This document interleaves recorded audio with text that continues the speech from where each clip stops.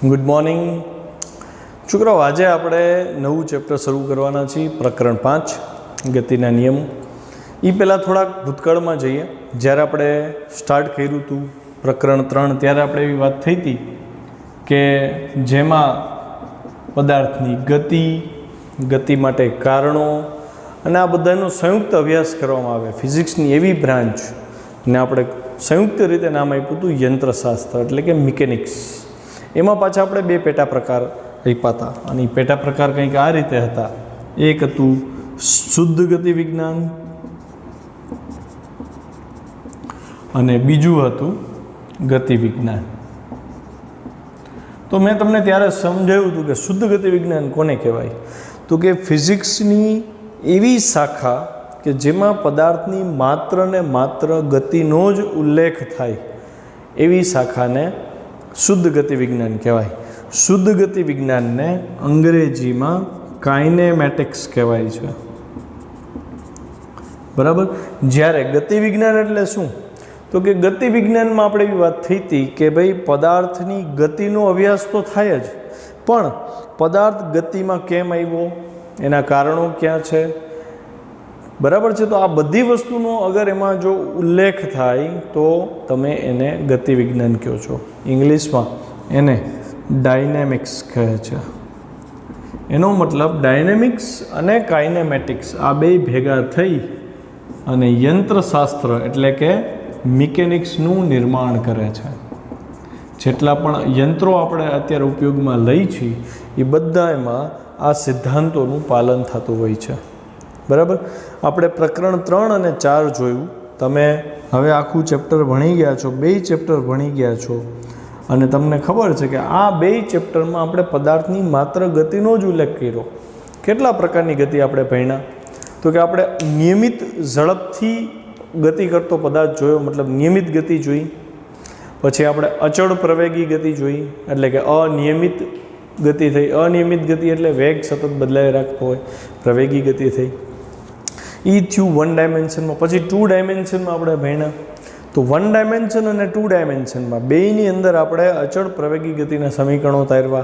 v બરાબર v0 plus at, 2ad બરાબર v² minus v0², d બરાબર v0t પ્લસ 1/2at². સદિશ સ્વરૂપમાં એ ફેરવતા શીખા આપણે. હવે આ 2 ચેપ્ટરની અંદર આપણે આટલી ગતિ જોઈ. ચોથા ચેપ્ટરમાં પાછી થોડુંક એડવાન્સ ગયા આપણે. એમાં વર્તુળ ગતિ આવી, પ્રક્ષિપ્ત ગતિ આવી. તો પદાર્થની અલગ અલગ ઘણી બધી પ્રકારની ગતિ આપણે ત્રીજા ચેપ્ટરમાં, ચોથા ચેપ્ટરમાં જોઈ. પણ ક્યાંય આપણે એવું જોયું કે એના માટેના કારણોની વાત થઈ હોય કે ભાઈ આ વર્તુળ ગતિ કોના લીધે થઈ છે, નથી આવી. મતલબ કે માત્ર ગતિનો જ અભ્યાસ કર્યો, એટલે એ કહેવાનું કાઇનેમેટિક્સ. હવે વાત આવે છે પ્રકરણ 5 અને 6ની. તો છોકરાઓ, પ્રકરણ 5 અને 6 એ પ્યોર ગતિ અને કારણો આ બેનું સંયુક્ત અભ્યાસ છે. મતલબ તમારે એમાં ગતિની ચર્ચા તો કરવાની જ છે, મતલબ ઓલા 3 સમીકરણો આમાંય આવશે, v બરાબર v0 પ્લસ at વાળા. પણ હારે હારે તમારે એમાં જે કારણો છે, ગતિ શું કામ થઈ એની ચર્ચા પણ થાય.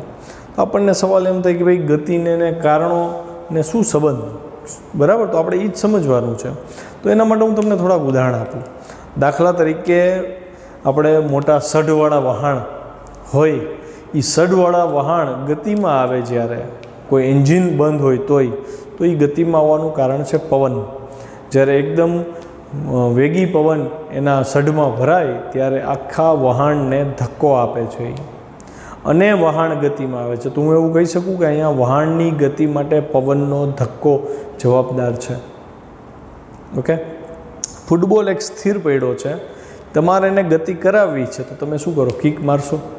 તો હું એવું કહી શકું તમે મારેલી કિક એટલે કે તમે કંઈક બળ આપ્યું એને, એ બળ ફૂટબોલને ગતિ કરાવી શકે છે. ખ્યાલ આવ્યો. બીજું ઉદાહરણ આપણે લેવું હોય તો માની લ્યો કે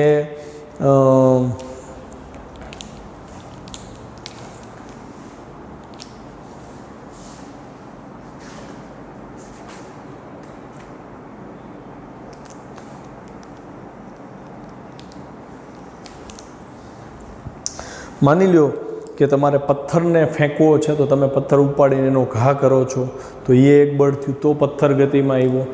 બરાબર, ઝાડ છે એની ડાળીઓનું હલવું, તો એ ડાળીઓ એની મેરે તો હલતી નથી, પવન આવીને એને હલાવે છે.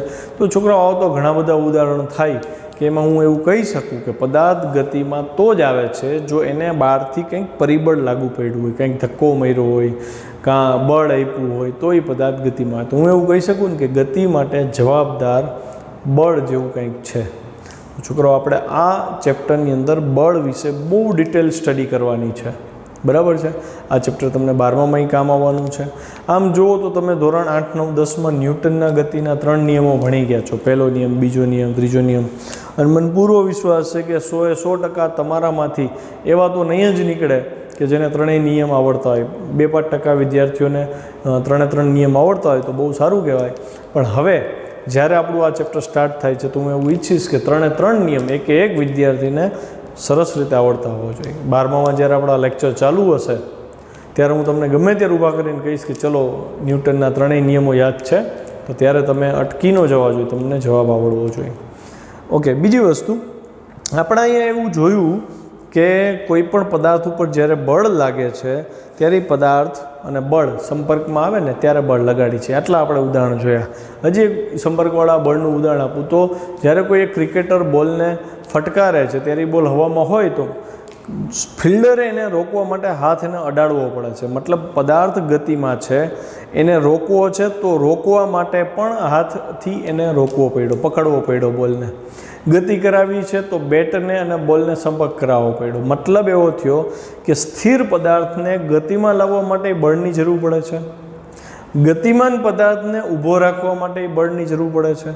ખ્યાલ આવ્યો? મતલબ ગતિમાં અગર તમારે ફેરફાર કરવો છે તો બળની જરૂર પડે છે. અચ્છા, તો એનો મતલબ શું? આ બળ દર વખતે સંપર્કમાં હોવું જરૂરી છે? વિચારો જોઈએ. માની લ્યો કે બળ કોઈ પદાર્થના સંપર્કમાં નથી આવતું તો શું પદાર્થ ગતિ કરશે? વિચારો. એવું એકેય બળ યાદ આવે છે જે સંપર્કમાં નથી આવતું છતાંય પદાર્થને ગતિ કરાવી શકે? ઘણાને સ્ટ્રાઇક થઈ ગઈ છે. સરસ ઉદાહરણ આપું. માની લો કે મારા હાથમાં આ પેન છે, આ પેનને હું મૂકી દઉં તો એ નીચે કેમ ગઈ? ગુરુત્વાકર્ષી બળને લીધે. તો શું ગુરુત્વાકર્ષી બળ પેનના સંપર્કમાં છે? નથી. તો એનો મતલબ એવા બળનું અસ્તિત્વ પણ છે જે ગેરહાજર હોવા છતાં, મતલબ સંપર્ક હોવા છતાં પણ એ પોતાની અસર અહીંયા દર્શાવે છે. મતલબ એ બળની હાજરી છે પણ આને સંપર્કમાં નથી આવતું. સમજાણું? હાથ પકડીને તો નીચે નથી લઈ જતું કે હાલ ભાઈ નીચે, તો એ એની અસરથી નીચે આવે. હજી એવા કોઈ બળ યાદ આવે છે જે સંપર્કમાં ન આવતું હોય છતાંય બળ લગાડે? તો કે યસ, મેગ્નેટિક ફોર્સ. ચુંબકથી થોડીક દૂર પડેલી ખીલ્લી એની મેરે એટ્રેક્ટ થઈને ચુંબક બાજુ જાય છે. તો કે ચુંબક તો એને અડવા ગયું નહોતું છતાંય કોન્ટેક્ટમાં આવ્યું, મતલબ છતાંય એટ્રેક્ટ થયું. મતલબ કે સંપર્ક કરાવ્યા વગર પણ ખીલ્લી ચુંબકને ચોંટી જાય છે. હજી એવું એક બળ છે, પ્રોટોન અને ઇલેક્ટ્રોન વચ્ચે લાગતું વિદ્યુત બળ. પ્રોટોનથી થોડોક દૂર રહેલો ઇલેક્ટ્રોન, એને કોઈ કોન્ટેક્ટ પણ નથી છતાંય વિદ્યુત બળની અસર હેઠળ ઇલેક્ટ્રોન છે એ ચોંટી જાય છે પ્રોટોનને. સમજાણું? તો એનો મતલબ પદાર્થ અહીંયા ગતિમાં આવ્યો, ઇલેક્ટ્રોન ગતિમાં આવ્યો, ખીલ્લી ગતિમાં આવી, આ પેન છે એ પણ ગતિમાં આવી. તો આ બધાય ગતિ કરે છે છતાંય અહીંયા હું એવું કહીશ કે બળને લીધે જ ગતિ થઈ, પણ એ બળ એના સંપર્કમાં નથી. એનો મતલબ બળના 2 પ્રકાર થયા ને. એક તો સંપર્કમાં આવીને અસર પોતાની દર્શાવી શકે અને બીજો પ્રકાર થયો સંપર્કમાં ન હોય તોય પોતાની અસર દર્શાવી શકે. તમારે છોકરાઓ 3 બળ ભણવાના છે. 11મામાં તમારે ગુરુત્વાકર્ષી બળ આવશે, 12મામાં તમારે ચુંબકીય બળ આવશે, વિદ્યુત બળ આવશે. તો બળ તમારો પીછો છોડવાનો નથી. જ્યાં સુધી ફિઝિક્સ એ કામ કરશો બળ સાથે આવવાનું. તો એ દ્રષ્ટિએ પણ ચેપ્ટર 5 બહુ અગત્યનું થઈ જાય. તો આનો એક પણ મુદ્દો તમારે મિસ નથી કરવાનો. મતલબ તૈયારી ઇમ્પ્રોપર કરી કે નથી સમજાતું ચલો ઓપ્શનમાં કાઢી નાખ્યું, તો ઓપ્શનમાં તો સાયન્સમાં કોઈ દી કંઈ નીકળતું નથી. બધું ઇમ્પોર્ટન્ટ છે, કાંઈ બાકી નહીં રહે. એક સામાન્ય લાઈન પણ અગત્યની રહેશે. તો અહીંયા આપણે એક જજમેન્ટ ઉપર આવ્યા કે પદાર્થને ગતિમાં અગર ફેરફાર કરાવવો છે, સ્થિર પદાર્થને ગતિમાં લઈ આવવો છે, ગતિમાન પદાર્થને સ્થિર કરવો છે, તો તમારે બાહ્ય બળની જરૂર પડે. આ બળ એના સંપર્કમાં હોય પણ ખરા અને સંપર્કમાં ન પણ હોય. બરાબર? આટલું તો ક્લિયર થઈ ગયું. હવે હું એવું ઈચ્છું છું કે આ પ્રકરણની જે પ્રસ્તાવના છે એ તમે એકવાર વાંચી લ્યો, જેથી કરીને પ્રસ્તાવનામાં બળનો જે બેઝિક ખ્યાલ આપ્યો છે એ તમને સારી રીતે સમજાય. અહીંયા વચ્ચે મને એક સવાલ થાય છે, એ સવાલનો જવાબ તમારે વિચારવાનો છે. સવાલ શું છે? તો સવાલ એવો છે કે નિયમિત ગતિ કરતા પદાર્થને બળ આપવું જરૂરી છે?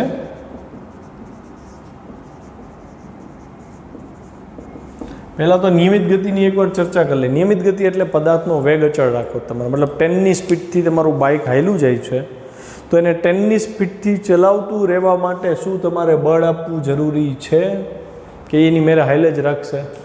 તો આપણા અનુભવ ઉપરથી આપણે શું કહીએ? હા ભાઈ, બળ તો આપવું પડે ને, લીવર દીધેલું રાખવું પડે. લીવર એવી રીતે દીધેલું રાખવું પડે કે કાંટો 10 ઉપર ચોટેલો રહે. એનો મતલબ આપણો પ્રારંભિક જે ખ્યાલ છે એ આપણને એવું દેખાડે છે કે નિયમિત ગતિ કરતા પદાર્થને બળ આપવું જરૂરી છે. જવાબ આવો લાગે ને? અચ્છા, હું તમને એક સરસ ઉદાહરણ આપું. બીજું માની લ્યો કે એક રસ્તો છે, એની ઉપર આપણે ફૂટબોલને મૂક્યો. સમજો તો ફૂટબોલને તમે શરૂઆતમાં 10 ન્યૂટન બળ આપી દીધું. હવે તમારો કોન્ટેક્ટ છૂટી ગયો છે.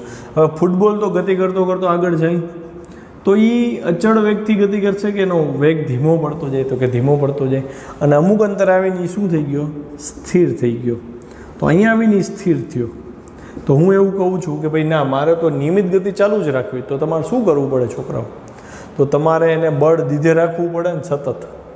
જો તમે એને બળ દીધે રાખશો તો ફૂટબોલ 10ની સ્પીડ જે કોઈની સ્પીડ હતી, ધારો કે 5 મીટર પર સેકન્ડ હતી, 10 ન્યૂટન તો બળ આપ્યું હતું ને આપણે, 5 મીટર પર સેકન્ડની સ્પીડ હતી, તો એ દર વખતે 5 મીટર પર સેકન્ડની સ્પીડથી તો જ ગતિ કરે જો તમે એને સતત બળ આપી રાખો. એવું થાય ને?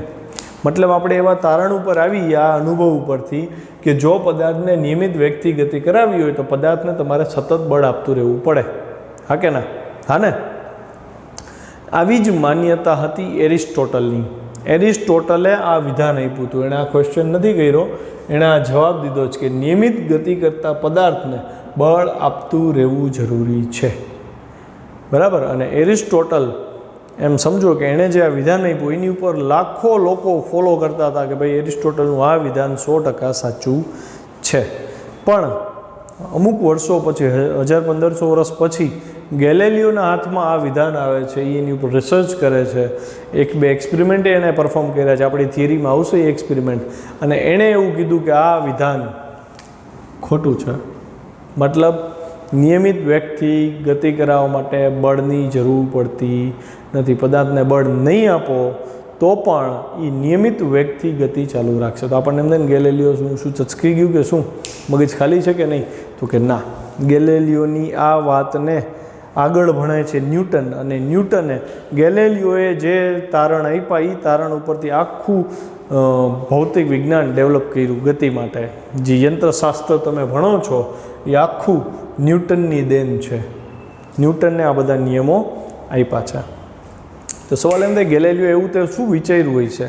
આપણે એનો જવાબ આપી કે ભાઈ જ્યારે તમે ફૂટબોલને એકવાર બળ આપી દીધું છે, હવે ફૂટબોલ 5 મીટર પર સેકન્ડની ઝડપથી જાય છે, ત્યારે તમે જુઓ છો કે એનો વેગ ઘટતો જાય છે અને અહીં આવીને સ્થિર થઈ ગયો. તો તરત ગેલેલિયોને વિચારો કે સ્થિર થવાનું કારણ શું? તો તરત તમે કહો ને કે ભાઈ ફૂટબોલ અને જમીન કોન્ટેક્ટમાં છે તો અહીંયા ઘર્ષણ બળ ઉત્પન્ન થાય છે. હા કે ના? માની લો કે જે ઘર્ષણ બળ ઉત્પન્ન થયું એ 10 ન્યૂટનનું છે. ઓકે, 10 ન્યૂટનનું ઘર્ષણ બળ છે. એ ઘર્ષણ બળ એને રોકે છે કે ભાઈ તું ગતિકરમાં ઊભો રહી જા. હવે તમારે જો ગતિ ચાલુ જ રાખવી હોય અને અચળ ઝડપથી ચાલુ રાખવી હોય તો તમે શું કરશો? તો કે ફૂટબોલને આ દિશામાં 10 ન્યૂટનનું બળ આપી દો. અગર ફૂટબોલને તમે 10 ન્યૂટનનું બળ આ દિશામાં આપો છો, સમજો આ તમારું આપેલું બળ છે. તમે જે પહેલાં નોંધ્યું હતું કે ભાઈ ફૂટબોલને ગતિ કરાવવા માટે તમારે બળ આપવું પડે, એ બળ છે. આ બળ તમારે આપવું પડે. આ બળને લીધે જેની અચળ ઝડપ ચાલુ રહેતી હતી એનું કારણ હતું કે આ બળ છે એ ઘર્ષણ બળની સામે 0 થઈ જાય. નેટ ફોર્સ કેટલું થઈ જાય? 0. કેવી રીતે એ સમજીએ. આ બળને હું F1 કહી દઉં સદિશ સ્વરૂપે, આ બળને હું F2 કહી દઉં સદિશ સ્વરૂપે. આ ધન દિશામાં છે એટલે +10 I કેરેટ થાય, આ ઋણ દિશામાં છે એટલે -10 I કેરેટ થાય. તો હું એવું કહું ને કે ફૂટબોલ ઉપર ટોટલ 2 બળ લાગે છે અને એ 2 બળ કેટલા? તો કે 2 બળનો સદિશ સરવાળો કરો, F1 + F2 કરો. તો તમે જોઈ શકો -10i પ્લસ 10i જવાબ આવ્યો 0. એનો મતલબ તમે જ્યારે બાહ્ય બળ આપો છો એ બળ જો ઘર્ષણ બળ જેટલું જ હશે તો એની ઉપર નેટ ફોર્સ 0 થશે, અને નેટ ફોર્સ 0 થાય તો આને કોઈ રોકવાવાળું હવે વધ્યું નહીં, કેમ કે નેટ ફોર્સ તો 0 થઈ ગયો, અને હવે ઘર્ષણ બળ અનુભવાય નહીં, કેમ કે તમે ઘર્ષણ બળ જેટલું જ બાહ્ય બળ આપી દીધું છે. હવે તમે કહી શકો આને કોઈ રોકવાવાળું નથી, એટલે 5ની સ્પીડ પોતે ચાલુ રાખશે, અને ઊભો રહેવાને બદલે એ અનંત અંતર સુધી ગતિ ચાલુ રાખશે, જ્યાં સુધી તમારું બાહ્ય બળ લાગુ પડેલું હશે. એરિસ્ટોટલે શું કર્યું હતું? એણે આનો વિચાર જ નહોતો કર્યો ઘર્ષણ બળનો. એણે એટલું જ જોયું કે 10 ન્યૂટન બળ આપી રાખો તો જ પદાર્થ ગતિ કરી રાખે, મતલબ નિયમિત ગતિ કરાવવા માટે બળની જરૂર પડે એવું એરિસ્ટોટલે સામાન્ય અનુભવથી કહી દીધું. પણ ફિઝિક્સની અંદર ખાલી સામાન્ય અનુભવથી તમે કામ લ્યો તો એ ન ચાલે. નાનામાં નાની ઝીણામાં ઝીણી વિગત નહીં તમારે કન્સિડર કરીને ચાલવું પડે તો જ તમે રોકેટને એની કક્ષામાં જઈને મૂકી શકો અને એ પૃથ્વીની ફરતે ઉપગ્રહને છોડી શકે. એટલું પરફેક્શનથી જવું પડે તમારે, બરાબર? તો એનો મતલબ ગેલેલિયોએ જે તારણ આપ્યું એ તારણ એવું આપ્યું કે ભાઈ દુનિયામાં ઘર્ષણ બળની હાજરી છે, એ ઘર્ષણ બળ પદાર્થની ગતિનો અવરોધ કરે છે. એ ઘર્ષણ બળ જેટલું જ જો તમે બાહ્ય બળ આપો તો એ પદાર્થ ઉપર નેટ ફોર્સ 0 થઈ જાય, અને નેટ ફોર્સ 0 થઈ જાય તો જ એ પદાર્થ નિયમિત વેગથી ગતિ કરી શકે. નેટ ફોર્સ 0 છે છોકરાઓ, કોઈ બળ લાગતું નથી, એવું જ થયું ને? કોઈ બળ લાગતું નથી, નવી નિયમિત વ્યક્તિ ગતિ કરે છે. એનો મતલબ નિયમિત ગતિ કરાવવા માટે કોઈ બળ આપવાની જરૂર નથી. બીજું એક્ઝામ્પલ આપું. માની લો કે ફૂટબોલ તમે એવા પદાર્થનો બનાવેલો છે કે જેને કોઈ ઘર્ષણ જ નથી, મતલબ ફૂટબોલ એકદમ લીસો છે, એકદમ લીસો, અને જે રસ્તા ઉપર ગતિ કરે છે એ રસ્તાને તમે લીસો વિચારો. મતલબ ફૂટબોલને એકવાર ધક્કો દીધા પછી ફૂટબોલને રોકી શકાય એમ નથી. કેમ? તો કે એ લીસો એટલો છે, રસ્તોય લીસો છે, બે વસ્તુ લીસી છે, તો ઘર્ષણ બળ ધારો કે 0 ઉદ્ભવે છે, એવું શક્ય જ નથી, પણ ધારો કે ઘર્ષણ બળ 0 છે તો તમે શું કહેશો? તો ફૂટબોલ ઊભો રહેશે કે ગતિ ચાલુ જ રાખશે? તો તમારે અહીંયા શું બળ આપવું પડ્યું? મતલબ એવો થયો કે અગર ઘર્ષણ બળની ગેરહાજરી છે તો પદાર્થને નિયમિત ગતિ કરવા માટે બાહ્ય બળ દેવું પડતું નથી, પદાર્થ પોતાની ગતિ એની મેળે ચાલુ રાખે છે. ગેલેલિયોએ ખૂબ અગત્યનું આ તારણ આપ્યું, જેને ગેલેલિયોનો જડત્વનો નિયમ કહેવામાં આવે છે. છોકરાઓ, જડત્વનો નિયમ લો ઓફ ઇનર્શિયાથી પણ ઓળખાય છે. ઇનર્શિયાનું ગુજરાતી જડત્વ થાય. શું હતો આ નિયમ? તમારા હાસ્યમાં લખવાનો છે કે જો પદાર્થને બાહ્ય બળ આપવામાં ન આવે તો સ્થિર પદાર્થ સ્થિર રહે છે, અને નિયમિત ગતિ કરતો પદાર્થ પોતાની નિયમિત ગતિ ચાલુ રાખે છે. ફરીથી ગેલેલિયોએ જે એરિસ્ટોટલની ભૂલ કાઢી અને જે છેલ્લે પોતાના પ્રયોગો ઉપરથી તારણ લીધું, એ તારણ એવું આપ્યું કે સ્થિર પદાર્થને જો તમે બળ નહીં આપો તો એ પડ્યો રહેશે, એ ગતિ નહીં કરે. અને બીજું તારણ કે જો કોઈ પદાર્થ અચળ વેગથી ગતિ કરે છે, અચળ વેગથી એટલે કે નિયમિત ગતિ કરે છે, એને તમે બળ નહીં આપો તો એ પોતાની રીતે ઊભો રહેતો નથી, પોતાની અચળ વેગી ગતિ ચાલુ રાખશે.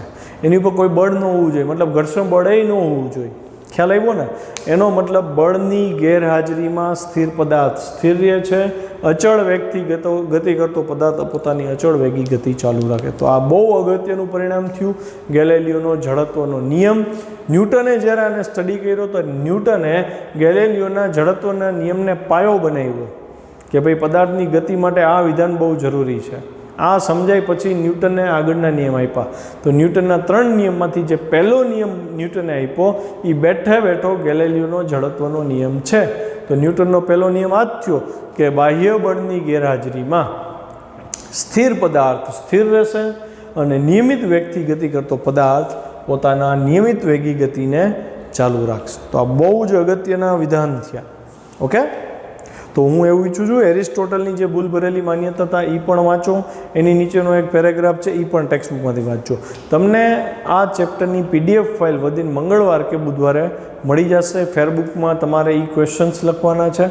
ઓકે, હવે જે ગેલેલિયોએ જે પ્રયોગ કર્યા હતા એની ચર્ચા કરીશું. આપણે ગેલેલિયોના પ્રયોગનો જે ડાયાગ્રામ આપ્યો છે ટેક્સ્ટબુકમાં એનો અભ્યાસ કરીએ. ગેલેલિયોએ શું કર્યું તો એનો બેઝિક ડાયાગ્રામ સમજો. ગેલેલિયોએ એક લાકડાના પાટિયાને ઢોળા ઉપર ગોઠવી દીધું આવી રીતે. બરાબર છે. તો લાકડાનું પાટિયું આવી રીતે ગોઠવ્યા બાદ એણે એક બોલને અહીંથી મૂક્યો ગબડાવવા માટે. તો સ્પષ્ટ છે કે બોલ ગબડીને નીચે આવશે. હવે જેમ જેમ બોલ નીચે આવે એમ એની સ્પીડ વધતી જાય. સ્પીડ એટલે કે ઝડપ વધતી જાય. ઝડપ વધે તો હું એવું કહી શકું ને કે પ્રવેગી ગતિ છે. તો એણે જોયું કે બોલ ઢોળાવ ઉપરથી નીચે ગતિ કરે ત્યારે તે પ્રવેગિત થાય છે. સમજો પડી? મતલબ કે એના વેગમાં શું થાય છે? વધારો થાય છે. પછી એણે બીજો એક્સપેરિમેન્ટ કર્યો. એણે પાટિયાને આવી રીતે રાખ્યું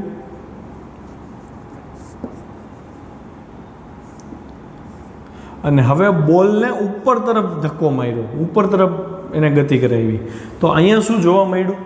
તો કે જેમ જેમ ઉપર જશે એમ એની સ્પીડ ઘટતી જશે અને એક પર્ટિક્યુલર હાઇટ ઉપર પહોંચે ને એ ઊભો રહી જશે. ત્યાંથી પછી પાછો નીચે આવશે. તો અહીંયા બોલ ઢાળ ઉપર નીચેથી ઉપર ગતિ કરે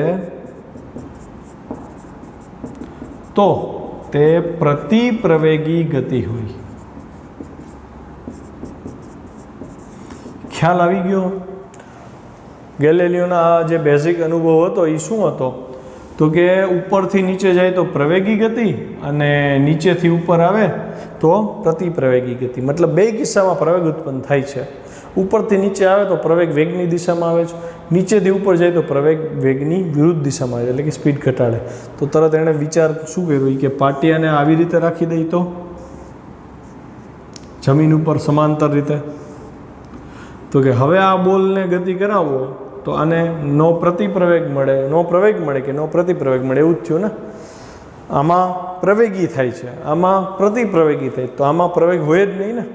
એટલે હું એવું કહું ને કે ભાઈ ગેલેલિયો એવું વિચાર્યું છે કે ભાઈ અહીંયા તો પ્રવેગ 0 જ થાય. સ્પષ્ટ વસ્તુ છે ભાઈ કે જો નીચે આવે છે તો પ્રવેગને લીધે વેગ વધે છે, અહીંયા ઉપર જાય છે તો એ ગુરુત્વાકર્ષણ બળ વિરુદ્ધ થયું એટલે આપણે કહી શકીએ વેગ ઘટે છે, પ્રતિપ્રવેગી છે. તો અહીંયા તો ગુરુત્વાકર્ષણનો વિરોધ થતો નથી કેમ કે બધી હાઇટ તો સરખી જ છે.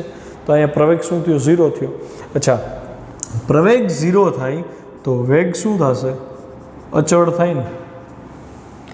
વેગ અચળ થયો, પ્રવેગ 0 છે એટલે બળ શું થયું? 0. બળ 0 છે ને વેગ અચળ. વેગ અચળ એટલે નિયમિત ગતિ ચાલુ રહી. બળની ગેરહાજરીમાં નિયમિત ગતિ ચાલુ રહી. ગેલેલિયોએ આ પ્રયોગથી કીધું કે એરિસ્ટોટલના અવલોકનમાં ભૂલ છે. જો તમે પદાર્થને ઉપરથી નીચે ફેંકો છો તો પ્રવેગી ગતિ કરે, નીચેથી ઉપર જાય તો પ્રતિપ્રવેગી ગતિ કરે, અને સમક્ષિતિજ સમતલ ઉપર અગર ગતિ કરાવો છો તો એ નિયમિત વેગી ગતિ કરતો હોવો જોઈએ. અને જે એની સ્પીડમાં ઘટાડો આવે છે એ ડ્યુ ટુ ફ્રિક્શનલ ફોર્સ એટલે કે ઘર્ષણ બળને લીધે ઘટાડો આવે છે.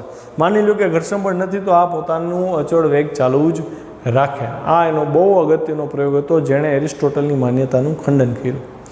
આ ઉપરાંત ગેલેલિયોએ બીજો એક્સપેરિમેન્ટ પણ કર્યો. તો આપણે એ પણ સમજીએ કે ગેલેલિયોનો બીજો એક્સપેરિમેન્ટ શું હતો. તો એણે શું કર્યું? એણે આ ત્રણેય ડાયાગ્રામને ભેગા કરી દીધા. મતલબ આવી રીતે જોજો ધ્યાનથી,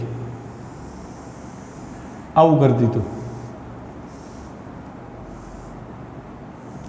મતલબ આનો ઢાળ અને આનો ઢાળ એને કેવા રાખ્યા? સરખા. જોજો ધ્યાનથી. આની હાઇટ પણ કેવી રાખી? સરખી. આની હાઇટ માની લો કે h છે, ઓકે, અને આની હાઇટ પણ માની લો કે h છે. બે ઉપર હાઇટ કેવી છે? સમાન છે.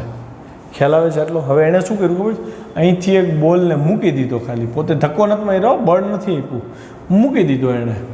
એ મૂકી દીધો એટલે તમને ખબર અહીંથી અહીંયા આવે એટલે પ્રવેગી ગતિ કરશે. અહીંયા તમારે ગેલેલિયોએ એવું સ્વીકારી લીધું છે કે ઘર્ષણ નથી, એવું તમારે સ્વીકારવાનું. તો અહીંયા ઘર્ષણ ક્યાંય છે નહીં.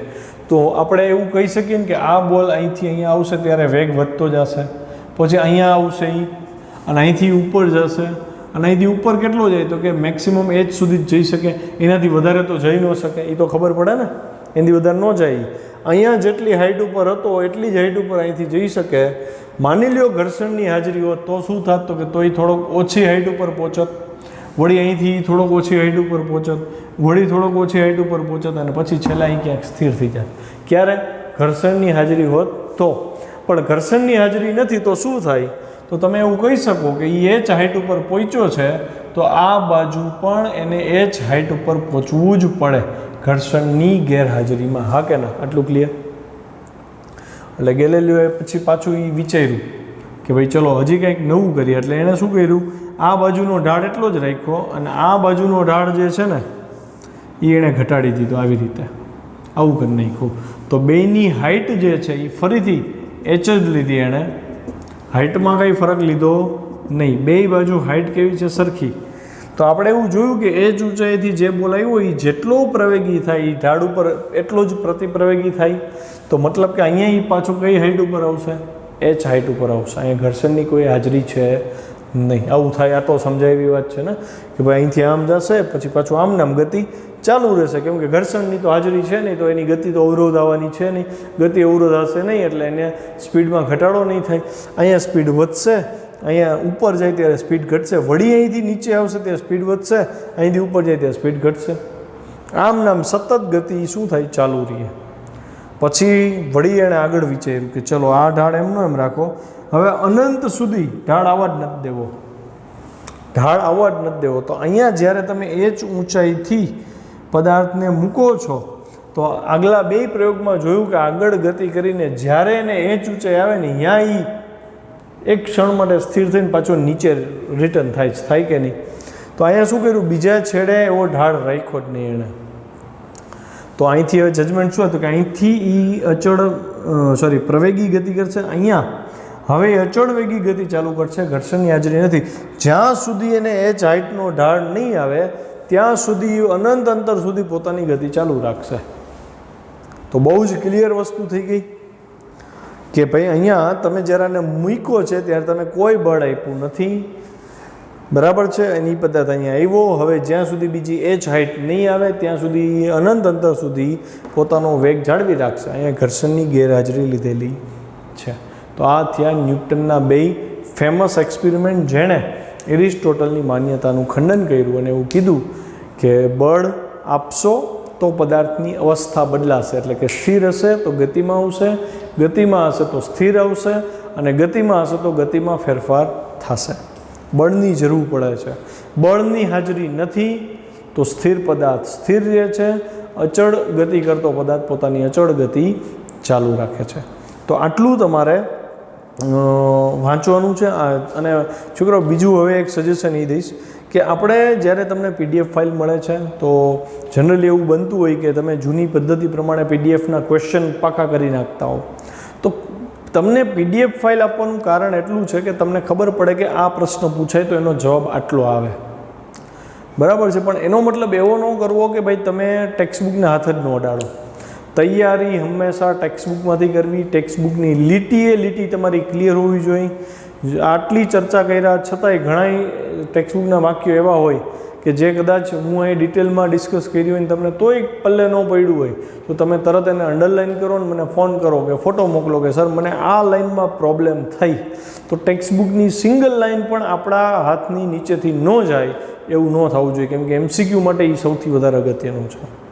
ઓકે, તો તમારે ઇન્ટ્રોડક્શન પ્લસ ગેલેલિયોના પ્રયોગ, એરિસ્ટોટલની માન્યતા, આ બધું તમારે વાંચી લેવાનું છે, તૈયાર કરી લેવાનું છે. પછી જ નેક્સ્ટ લેક્ચર એટેન્ડ કરવાનો થશે. આજે આ લેક્ચર પૂરો કરીએ.